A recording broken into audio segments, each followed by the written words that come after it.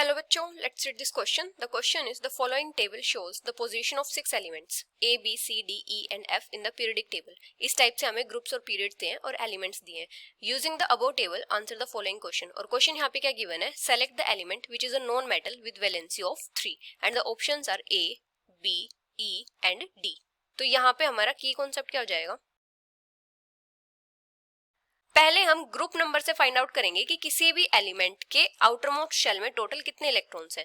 तो यहाँ पे की कॉन्सेप्ट क्या हो जाएगा? Position of element in periodic table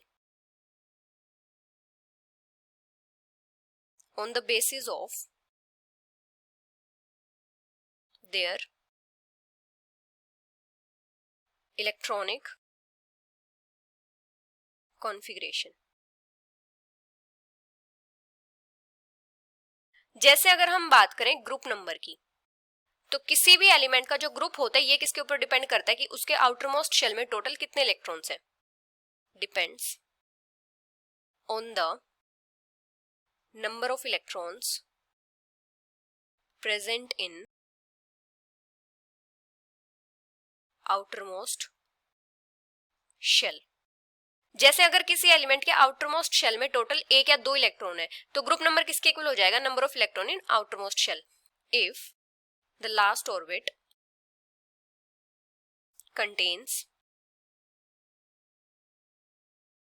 one or two electron, then group number will be equal to number of electron in last orbit.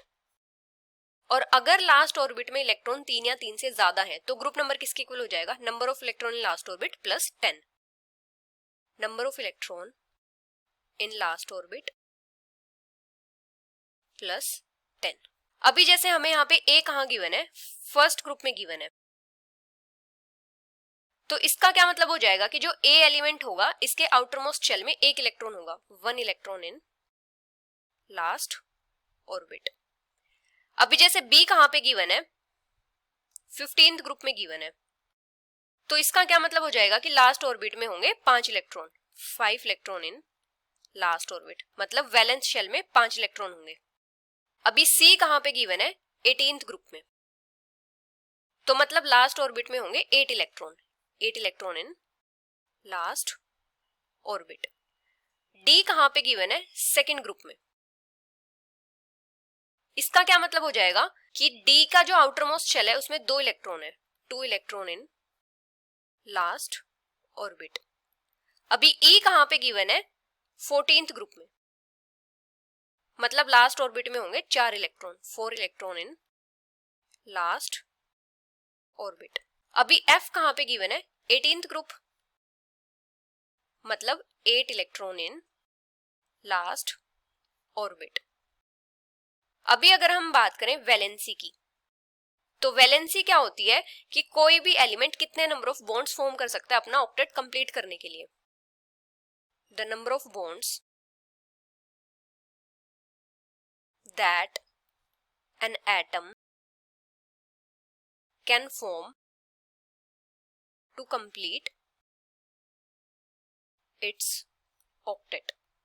जैसे अगर किसी भी एलिमेंट का ऑक्टेट कंप्लीट नहीं होता, मतलब उसके आउटर मोस्ट शेल में अगर 8 इलेक्ट्रॉन नहीं होते तो वो क्या करता है? अपना ऑक्टेट कंप्लीट करने का ट्राई करता है, या तो इलेक्ट्रॉन लूज करता है या फिर इलेक्ट्रॉन गेन करता है. अभी वैलेंसी किसके इक्वल होती है कि कोई भी एलिमेंट कितने नंबर ऑफ इलेक्ट्रॉन गेन या फिर लूज कर रहा है अपना ऑक्टेट कंप्लीट करने के लिए. Valency will be equal to number of electron gain or lost by an element complete its octet. जैसे अगर किसी एलिमेंट के आउटर मोस्ट शेल में 2 इलेक्ट्रॉन है तो वो क्या करेगा? इजीली अपने 2 इलेक्ट्रॉन लूज कर सकता है, तो उसकी वैलेंसी क्या हो जाएगी? 2 हो जाएगी. जैसे अगर किसी एलिमेंट के वैलेंस शेल में टोटल 6 इलेक्ट्रॉन है तो वो क्या करेगा? इजीली 2 इलेक्ट्रॉन गेन कर सकता है, मतलब 6 इलेक्ट्रॉन तो लूज नहीं कर सकता है, तो उसकी वैलेंसी क्या हो जाएगी? 2 हो जाएगी. अभी क्या होता है, जो पीरियडिक टेबल होता है उसके लेफ्ट साइड में तो प्रेजेंट होते हैं मेटल्स और राइट साइड में प्रेजेंट होते हैं non metals. known metals are present on the right side of periodic table. क्योंकि नॉन मेटल्स की टेंडेंसी होती है इलेक्ट्रॉन्स को गेन करने की, have tendency to gain electrons. और जब हम पीरियडिक टेबल के राइट साइड में जाते हैं तो वहां पे क्या होता है, साइज डिक्रीज करता है, जिसकी वजह से क्या होता है, जो आउटर मोस्ट शेल के इलेक्ट्रॉन्स होते हैं वो न्यूक्लियस से टाइटली होल्ड रहते हैं। क्योंकि लेफ्ट से राइट जाते हैं तो क्या होता है, न्यूक्लियर चार्ज इंक्रीज होता है और एटॉमिक साइज डिक्रीज करता है। इसकी वजह से आउटर मोस्ट शेल के इलेक्ट्रॉन्स को रिमूव करवाना डिफिकल्ट होता है। वहां पे वो क्या करते हैं, इजीली इलेक्ट्रॉन गेन कर सकते हैं। तो राइट साइड में क्या होता है, नॉन मेटेलिक कैरेक्टर होता है। अभी यहाँ पे ऑप्शंस में क्या गिवन है, ए गिवन है। ए तो फर्स्ट ग्रुप में गिवन है, तो इसका क्या मतलब हो जाएगा, इसकी वैलेंसी तो होगी 1, इसके आउटर मोस्ट शेल में होगा 1 इलेक्ट्रॉन।